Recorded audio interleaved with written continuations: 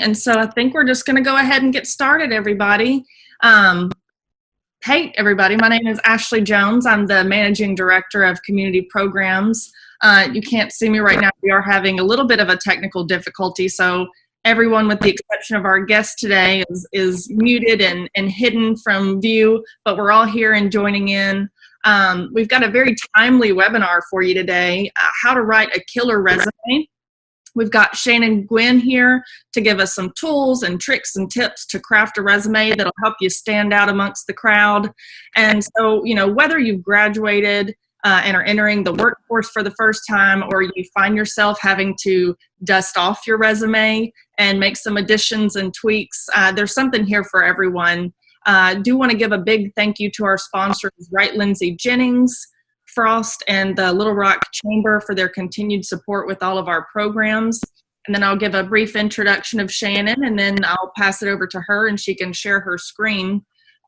Shannon Gwinn is the Director of Student and Career Services for the College of Business at the University of Arkansas at Little Rock. She provides career development and placement support to students to help them identify viable career options and goals. Career-related concerns such as finding employment and using your degree for your future career are addressed. Shannon earned a Master of Business Administration and a Bachelor of Business Administration and Marketing from the College of Business at the University of Arkansas at Little Rock. Thanks for being with us today, Shannon. I'll pass it over to you and you can go ahead and share your screen. Okay, thank you. I was really excited to get to join you today. And let's see, make sure I'm doing this right. Okay, can everyone see my screen? Yes. Okay. So let's, as Ashley said, how timely is this? It's time to dust off your resume, but I would suggest right now, a good idea is pick a date. Pick some type of date that means something to you that you'll remember, stick it in your phone, and make that an anniversary date that you tell yourself, whether you're thrilled and happy in your current position and you have no plans to leave, or you're miserable, but at least once a year, you're going to open that document, dust the cobwebs off and review your resume. Something may have changed between then and now that you want to make sure you have it current. I hear this a lot in my job. A company will call and say, hey, I've got a great opportunity. Who do you have? Have some students send me their resumes. And a lot of times what I hear is, oh, I'm working on this big deadline, or I've got a project that's due, or let me get it to you this weekend. Well, employers have moved on. They are needing someone and they want it yesterday, not when you get around to it. So make that an important date for yourself. But let's go ahead and get started. Y'all like my toolbox here? This is, I want you to imagine that you have a toolbox for job hunting. And what are the tools that you need to put in that toolbox? And one of them is your resume. And that's going to help you find your treasure. What's your treasure? Of course, a fabulous paycheck, benefits, an exciting career opportunity. Maybe it's not a lucrative position, but maybe it's something that you're passionate about and you're excited about and you want to pursue. So think about your resume as just one part of what's in your toolbox. So for the purpose of your resume, why have a resume? A lot of times I hear people say, oh, the best jobs I've gotten have been just word of mouth. I really didn't need a resume. Well, as you have seen, the economy can turn on a dime, and you need to be prepared. You may be going where, a few months ago, no one was applying for a position. Now, all of a sudden, you're going to be competing with 100 other people. So the purpose of your resume is to make that employer interested that they want to interview you. And think about it as hiring a public relations agency. You want a PR firm speaks on your behalf. Well, your resume serves that purpose as well. You want your resume to be speaking on your behalf. And what is the message that you're trying to send? So for the purpose of our discussion today, I broke down the segments of a resume. So let's get started with your heading. Believe it or not, I've seen a few resumes that didn't have their name on it. Really? I'm supposed to guess who this is? But you definitely want to put your name on it. It doesn't need to be a billboard, but it does need to be prominent and show up. The next bullet here is address. Now, I have address, but with a big question mark by it. Employers don't use snail mail anymore, the U.S. Postal Service. So I don't think it's necessary that you put your actual physical mailing address, but you definitely want to include your phone number, and you definitely want to include your email address. Now, a couple of comments on those two things. Your phone number. Numbers can be easily transposed, and you've heard the saying, you've written it so you don't see it. Have someone check it, double check it, triple check it, call that number and make sure that is your phone number. If an employer is trying to reach you to schedule an interview and you've put an incorrect number down, that may be a good reason for your resume to go in the trash. Your email address. It needs to be a professional email address. And you want to stay away from polarizing. If you're the number one Tiger fan, you don't need to put that in your email address, because that employer may not like the Tigers. And once again, you don't want them to have a reason to already be against you. So, make sure it's professional, like your name. I have seen hot nurse before. I've seen cutie patootie. I've seen number one hog fan. So I've seen a lot of variations of not appropriate email addresses. And same thing, check it. Make sure that is your correct email address. So lots of employers have told me they want to see your skills. And your skills should match the job description that you are hoping to obtain. So take a moment, review that job description, and see why am I applying? What is it that's really interests me that I feel like I could bring to the company? You need to stay away from things like hard worker. That's a relative statement, or people person. But actually put proficient in Excel or bilingual. True story. I could write a book about stories I've heard about people's resumes. True story, though. I had someone that put she was proficient in French. So I quizzed her on that.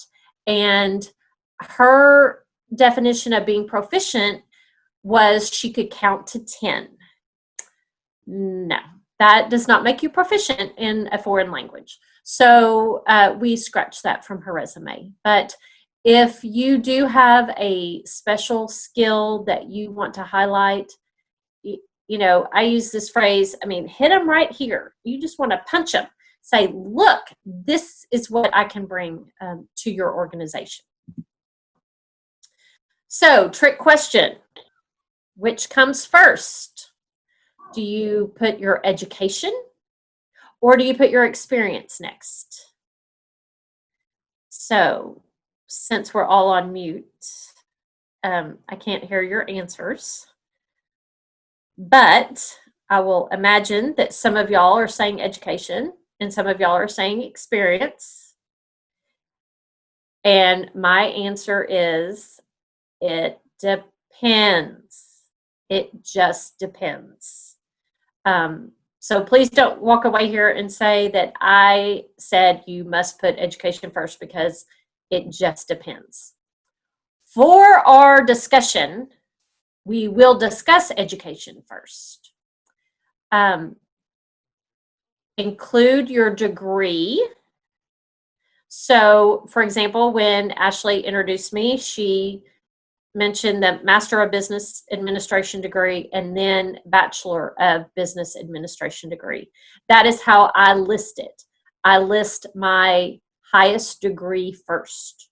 So if you have a Bachelor of Business Administration degree or a Bachelor of Science degree, and that is the highest degree you have right now, put that on there.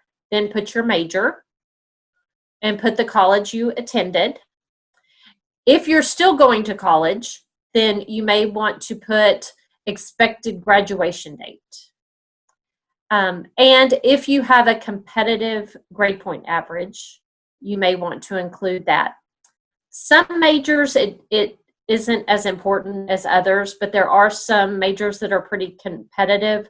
Right now, the accounting field and information systems, those are pretty competitive, and they do want to see grade points and transcripts. So moving on to employment. Think about what you've done, or what are you doing? You want to start with your most recent first. So what positions have you had? But just because you've done it in your past doesn't mean it has to be included on your resume.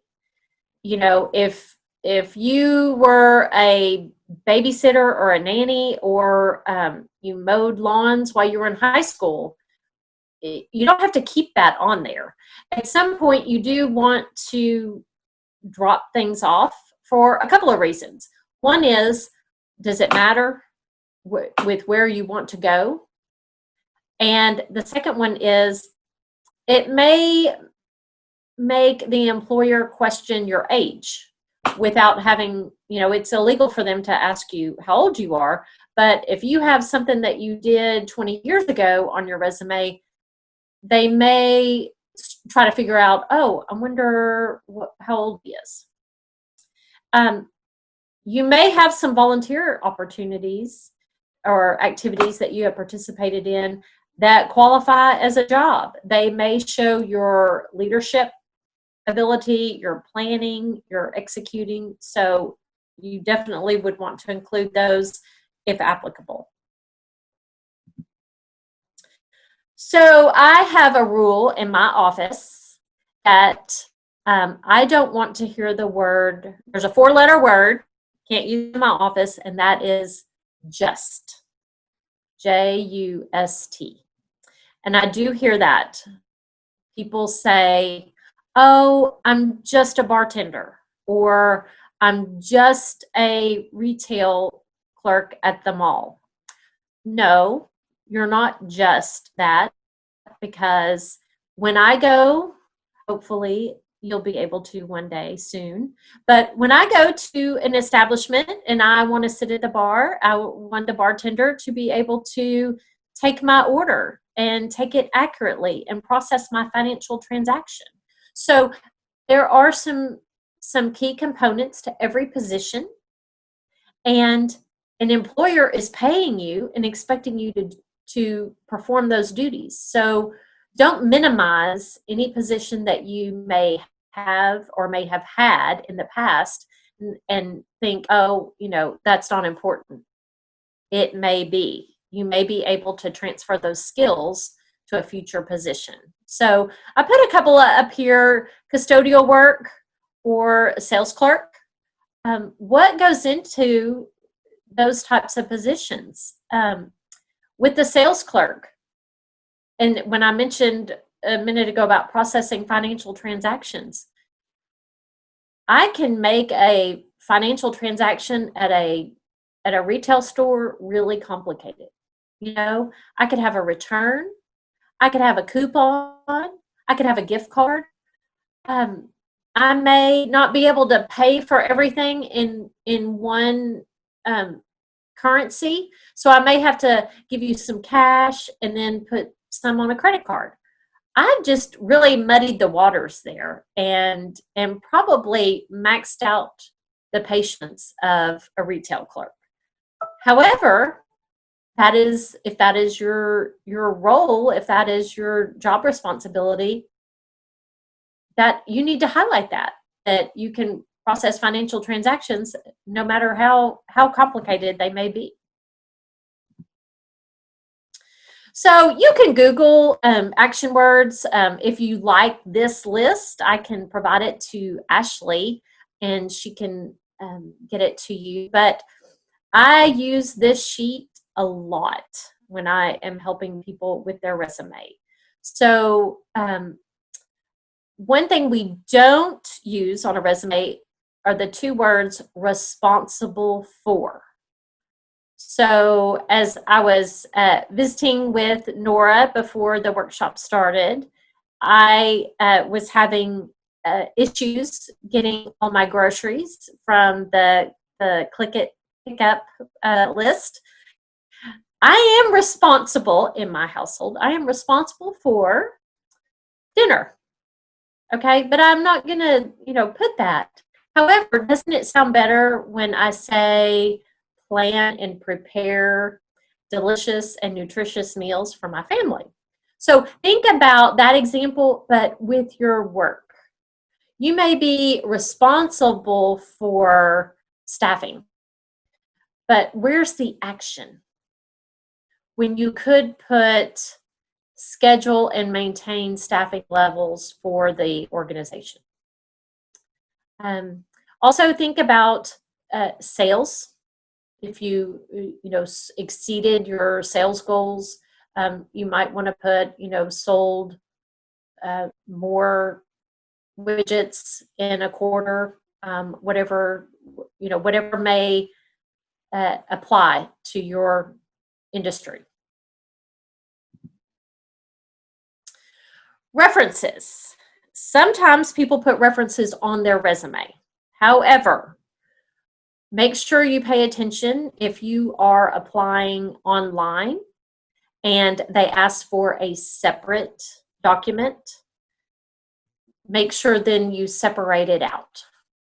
So the first question is, how many references are you going to list? The magic number is 3. It's not 2 and it's not 4. You should have 3 references.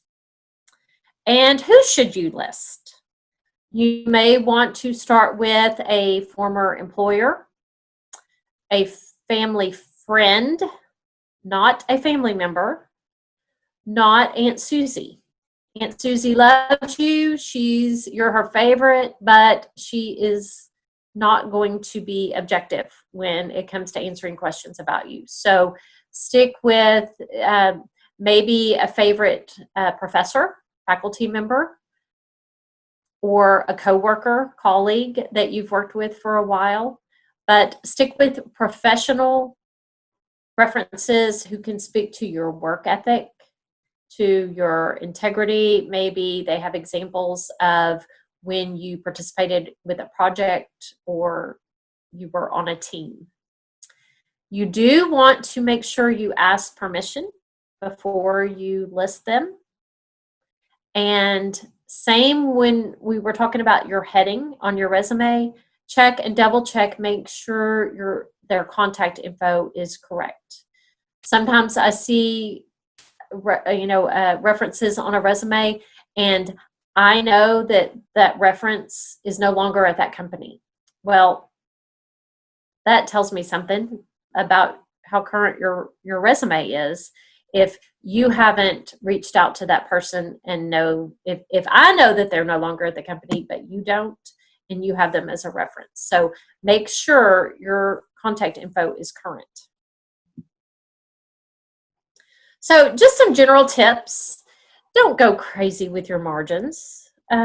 Make it a normal size, and then build your resume and then see what looks good.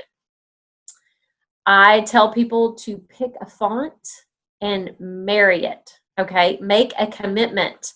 Stay consistent with your font throughout your resume. You may use bold, but just use it sparingly. After a while, you don't see it if you have it all over. We talked about short phrases, or we talked about action words. Think short phrases. This is not the time to use your proper grammar skills, and make sure you have subject-verb agreement. Start with your action words.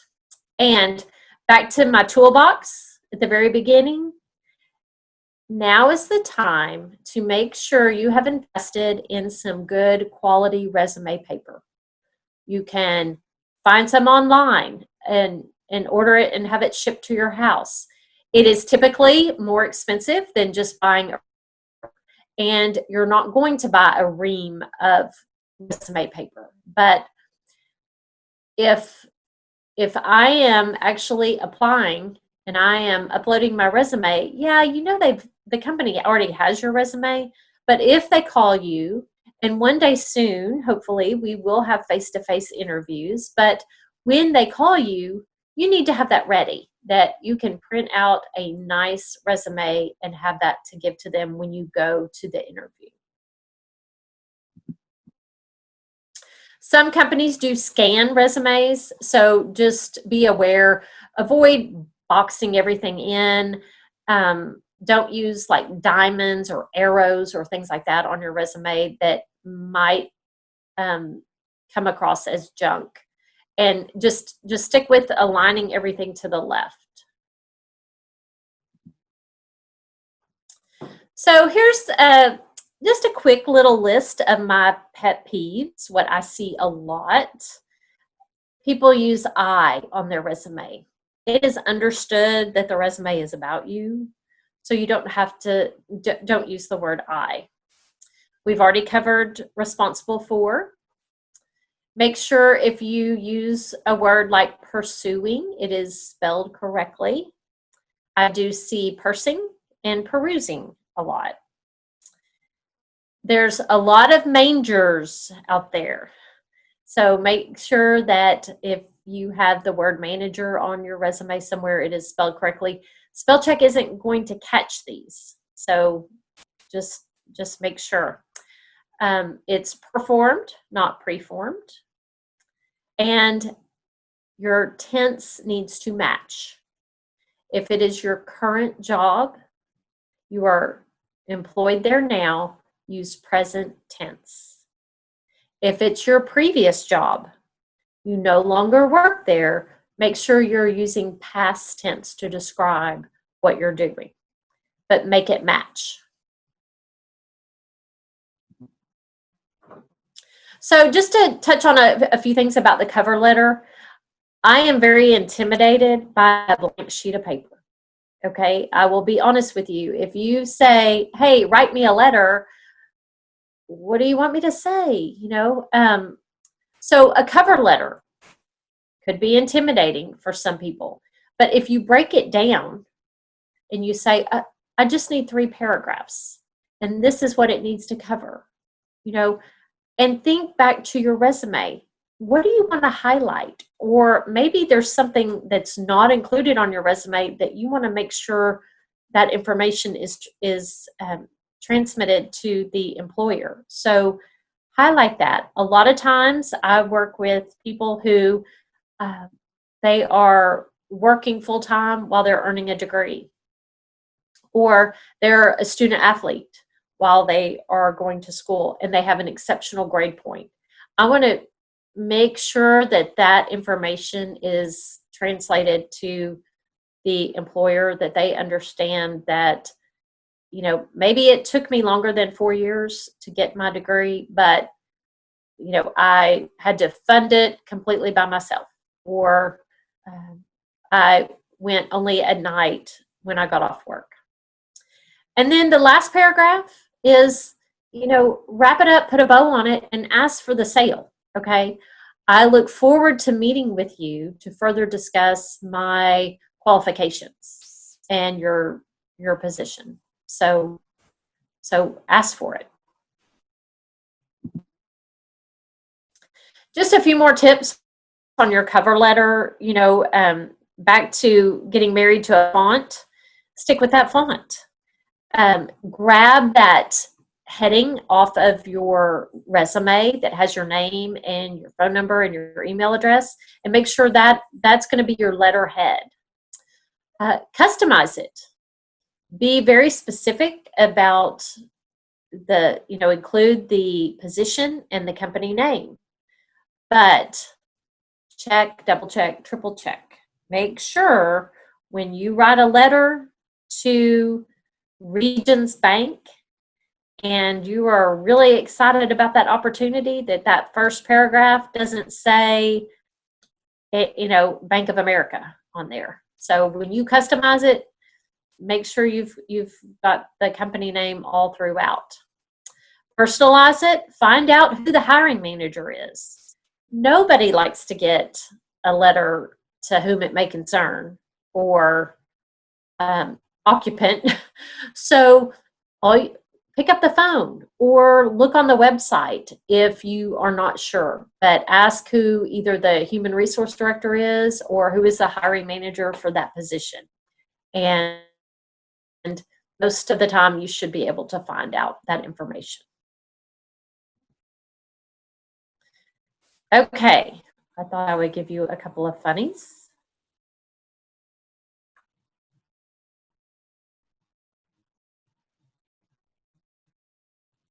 And this one.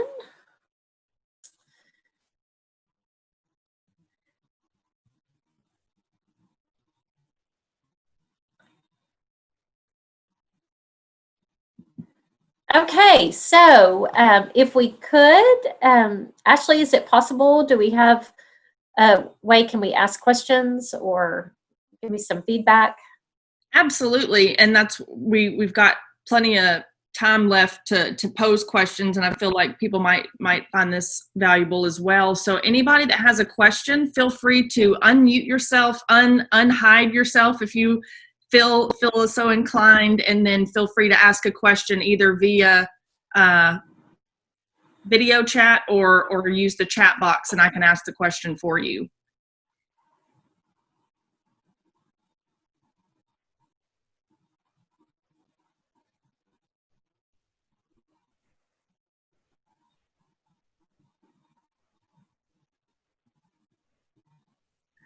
I think the question did come up about gap employment. What do you do when you've been out of work for a period of time? And this may be, lead into a potential interview question as well. How do you handle the gap piece of employment? Great question. So, the first thing you need to be prepared to answer is, why was there a gap? Was there a gap because of the Great Recession that we experienced back in around 2008? Or was there a gap in employment because you were in school? Or because of the pandemic?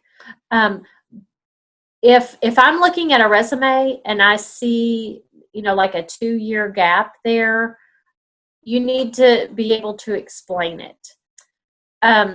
You also don't need to shy away from the reason. Maybe, you were in the military but maybe that wasn't for you. But you could put on there, just explain it, that unemployed for these 2 years because of education, or just be prepared to answer that. Sometimes I make kind of stereotypical statements. So if this doesn't apply to you, I'm not saying this is all just for women or all for men, but typically men have a ladder that they climb.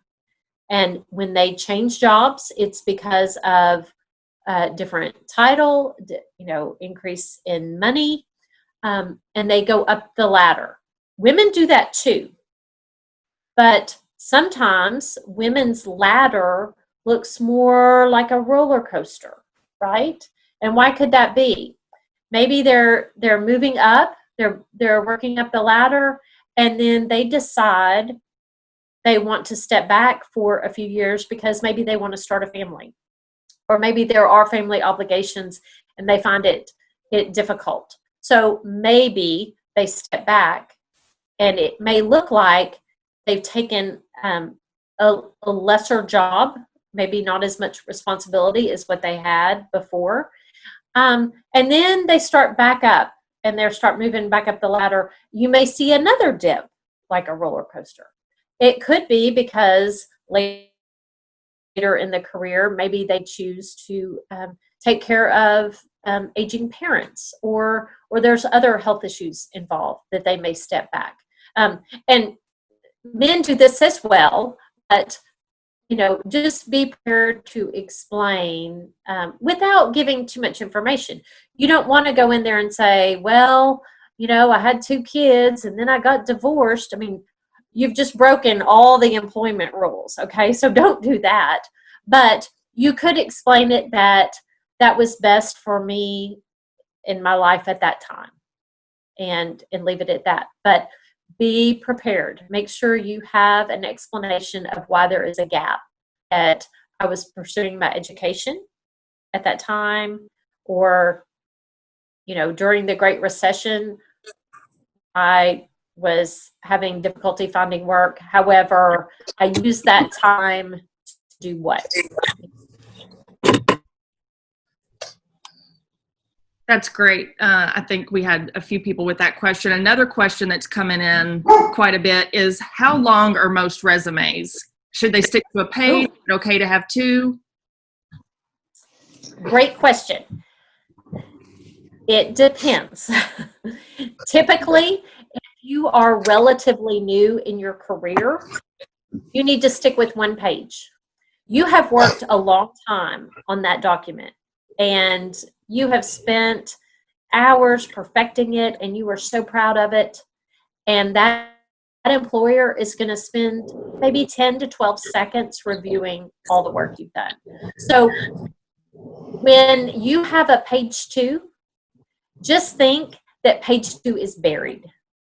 That what is going to make me actually read page 2 of your resume? So, the other day I was reading, it was a fabulous resume for someone who's been a hairstylist and even a salon owner, but she's pursuing a career in accounting, and her education was on page 2.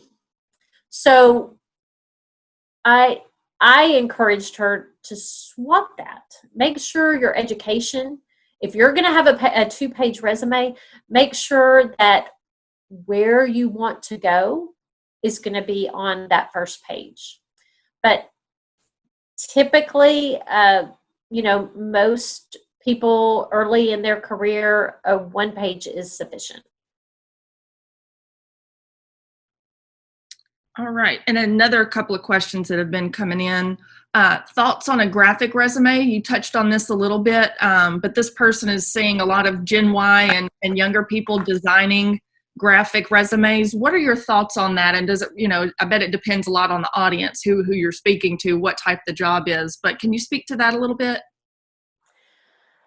Okay, I am not a fan of those. However, if that is your career, if you are looking for a more creative type position in graphics or creative design, then yes, you may want to highlight your creative skills. But no, and you don't want your picture on your resume either. So I am not a fan of those. I am not a fan of templates. I think you can find a template that you like and then make your own. Sometimes a template will tell you that you need to fit in this box, but really you need a box this big, and or vice versa. It's giving you a box this big, but you only have this much information, so then it looks funny. That's just me personally. I don't like templates, and I can pick them out pretty quick, but I'm not a fan of the graphic resume either, unless that is where you're going. You need to show your creative side. Good information there. Another person brought up video resumes. Some employers, it looks like, are recommending a prepared 1 to 2 video presentation on who they are, their strengths, weaknesses, that sort of thing. Can you address that at all? Do you see that? What I see is an elevator pitch. Okay, give me that 30-second, who are you? And it does not mean I was born as a baby. Okay, tell me in just short and sweet, what makes you special. That, basically give me 3 or 4 highlights off of your resume. Practice, practice, practice.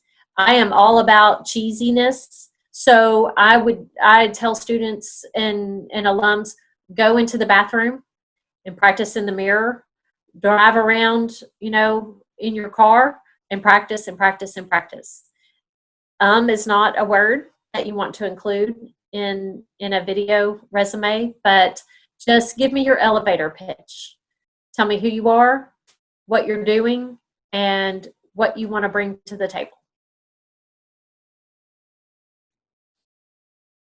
We've got another question, shifting gears a little bit, on changing careers and the fields of that career entirely. How do you address that in a cover letter? And how do you make your resume more appropriate in a new career field? Well, I can speak from experience with that. I had a long career in fundraising. And so part of my resume looks like, I'm wanting a job in fundraising. However, what I did was use the ability to connect with people, to build relationships, and turn that into why I think I could apply that to career services. I already had a lot of those business connections, so that was an easy transfer for me. Back to the example I used of the person that I was speaking with earlier that owns a hair salon. Why would you go from owning your own salon to wanting to be a public accountant? But that was her passion. And so her resume does look different because it has a career of service, but that is a good transition for her because she does know about establishing relationships, building a client base, and running a business. So she felt like those skills will apply to being an accountant. We have a joke about accountants that what's an accountant called with a personality is called partner. So accountants don't just build a shop and say, okay, come find me and let me help you. They actually have to go out and establish relationships. They have to build their client base. That's what she has done for years as a hairstylist. So look at what skills do you currently have, or what responsibilities are you currently doing that even though you think one doesn't have anything to do with the other, it probably does. So just make sure you highlight that and profile that. Another question is about LinkedIn. How important is LinkedIn? How often should you update? And should you maybe include your handle on your resume? Yes. How important. There is a book. In fact, I'm propping up my laptop with it. It is called Never Eat Alone, and I use it in a class that I teach at UALR, and it is all about networking. But the author says LinkedIn is the holy grail. Okay, so yes, you need to have a LinkedIn profile. You need to have a current photo on your LinkedIn account, and it does not need to include your seatbelt. I don't know why. If you spend any time on LinkedIn, there's a lot of seatbelts. People are taking pictures. I guess they're on their way to a job interview and they think they look good, so they shoot a selfie. But LinkedIn is very important. You should always have it current. It's not a use it or lose it, but it's so easy. I think you can get on there for a couple of minutes and network, connect with people, and you need to do this yesterday. And especially now that we are quarantined pretty much, how are you networking? I'm used to going to lunches or events and meeting people, and that's been shut down for me. But I can get on LinkedIn and reach out to folks and connect with them and start talking about what can we plan for the future when we open up. So yes, I think LinkedIn is very important, and take your resume when you're building your LinkedIn profile, or make sure that your resume mirrors your profile. You can also include your resume so that they can an employer could look at your resume through there. But you'll be amazed at how it grows once you start using it, and how fast you can build your network. I do know there's a couple of companies that come to campus and recruit, and they want to see your profile before they look at your resume. And they don't necessarily want to see that you have 5,000 connections, but if you've got 5 connections, it says, oh yeah, either they just built their profile or they're not utilizing it correctly. Another question that's come up, Shannon, is following up after you've submitted your resume. Is that good, bad, maybe the timeline to do that? After you've submitted your resume to follow up. It depends on the company. A lot of times, some organizations, the job has to close. The posting has to close before they even start filtering through resumes. So make sure you're paying attention to that. But yes, I think it is appropriate after a certain amount of time, and longer than 24 hours, of course. But if you have not heard back from a company in a certain amount of time, maybe a week, then it is, I think it is definitely appropriate. I would also suggest, if you are on the market and you are actively searching for a position, now is the time to build.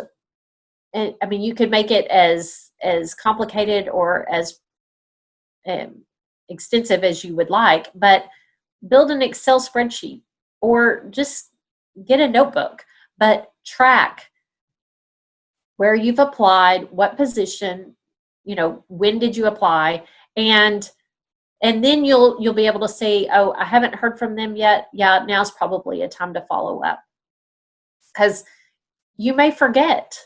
If you're looking and then I send you a job lead, then it may not register with you. Oh, I applied for that last week. But if you've got this diary, if you will, or just an application log of where am I applying? And if you're in a position where you are actively looking for a job and you're not working right now, that has become your job. So you need to set a schedule of, where am I going to look? There are some leads on sites like Indeed and Monster, but most of the time you're going to find better connections with places like LinkedIn or other connections you have that may be able to give you references. Did I answer the question, Ashley? I think I kind of got. No, I think you did. Absolutely. I think, yes, it is appropriate to follow up, but make sure you've read maybe the fine print that says they won't make a determination for a certain amount of time, because it threads the line of being a little too desperate versus being, pertinent and following up on that. We had something else come in about references. What is the ideal mix of references? Who should you be looking to be that reference? And then do you notify them beforehand that they will be a reference? Okay, so the first part of that is an appropriate mix. So I would say be industry specific. If you have a colleague or a coworker or someone that you used to work with that knows you in that capacity, then you definitely want to use that person. If you're wanting to use maybe a former supervisor, I would steer clear of current supervisor unless that is an established discussion and understanding that they already know that you are looking and that they would be a reference for you. But you could use a former supervisor, former faculty member, family friend, but I would mix it up, and I would also mix up, don't make it all from the same organization, because then that's all that employer would be able to see is how, what questions would they ask one reference over the other if it was all at the same place. So make sure it's a mix of how you know them and from where. And yes, you definitely want to communicate with your reference that I am looking. A lot of times your reference may ask you, well, tell me more about the job, or could you send me the job description that you've applied for so that I could speak more specific to your strengths with what they're looking for, with what's being advertised. So, but yes, definitely tell them that you're on the market. I think that's a really good point, that if they're aware and they know you're looking, they have time to address the job description and speak to those points. I've actually been caught off guard by someone calling me for a reference, and I know if I'd had the chance to prepare better, I could have. I did a good job. They did wind up getting the job, but had I been more prepared, I could have spoken to those specific points. Exactly. Shannon, these have been really good points that have been made, and awesome questions coming from our participants. I don't see any new questions coming through, so I think we answered them all. All right. And I know we want to be respectful of your time. I know you've got a meeting right after this. So huge thank you to you, Shannon, for taking the time. It's not ideal to have everyone hidden and on mute. But like I said, we were having some technical difficulties, and we're appreciative of you being able to answer these questions and share your knowledge on this subject, especially with everything going on. It's a very timely topic to discuss. Huge thank you to our participants, our awesome sponsors, Wright Lindsay Jennings, Frost, the Little Rock Regional Chamber. We have several other programs coming up at the Venture Center. So I encourage everyone to check out our Facebook page, our website, sign up for our newsletter, and we'll keep you informed on the programs we have. Did you have something else, Shannon? Well, I just want to remind everyone who's listening, if you need that action word cheat sheet, or if you need an example of a cover letter, if you'll just reach out to Ashley, I can provide that information and she can get it to you. Or my email is up here on the screen right now, so you can feel free to shoot me an email as well, and I'll be happy to help you. Perfect. With that, I think we will go ahead and end it. Thanks again, everyone, and we hope to see you again very soon. Thank you.